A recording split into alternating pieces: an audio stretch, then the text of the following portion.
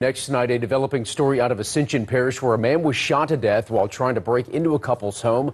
Officials tell us he was in a drug-induced frenzy. That happened in Ascension Parish. That doesn't generally happen here. Tiki Duplessis Road is a quiet residential street in Gonzales. But Sunday morning, two homeowners woke up to a nightmare. Looked like he might have tried to get into our homeowner's vehicle first, which set off the alarm, which alerted the homeowner that someone was around his house. A married couple came face to face with a young man beating on their back patio door in some kind of drug-induced psychosis. We feel, based on the video evidence that we have now and some of the witnesses that we talked to, including his roommate, he was on some really heavy psychedelic drugs.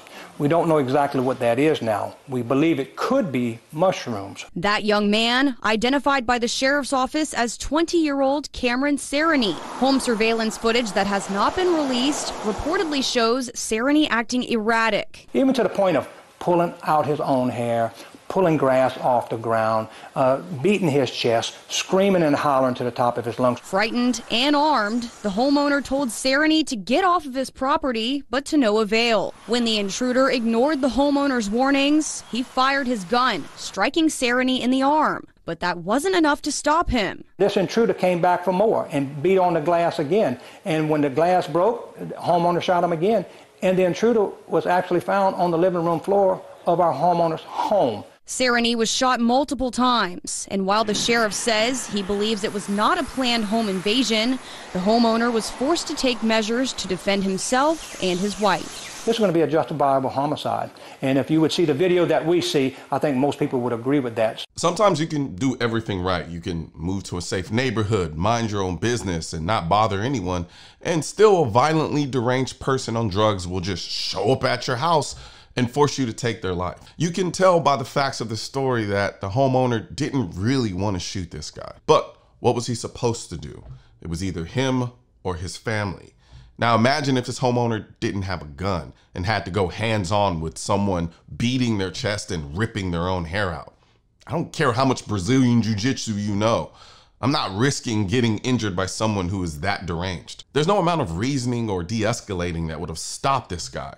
He wasn't in his right mind. I had a best friend who was at an IHOP one time when a lady he didn't even know turned to him and started blaming him for stealing her baby. No matter what he said to de-escalate the situation, she still stabbed him multiple times with a fork. Sometimes crazy is just crazy, and you have to forcibly stop crazy before crazy seriously injures you. That's the thing about self-defense with the firearm. It's not about killing, it's about stopping. I've always been trained to keep shooting a threat until it stops trying to harm me, not till it dies. The crazy thing is, the homeowner in this story initially shot him in the arm, and he still kept trying to attack him. Many people think that when you shoot someone, they immediately die or stop what they're doing. That couldn't be further from the truth. Most times when you see someone being shot and they just fall or stop attacking, it's the mental awareness of knowing that they've been shot that makes them stop, not the actual physical act of being shot. According to Stop the Bleed, the average time to bleed out after being shot is 3 to 5 minutes. So if there's no mental shock of, oh man, I've just been shot, as is the case for someone who is hopped up on drugs, you're going to need more bullets to speed up that time for him to bleed out. Because someone who is violently deranged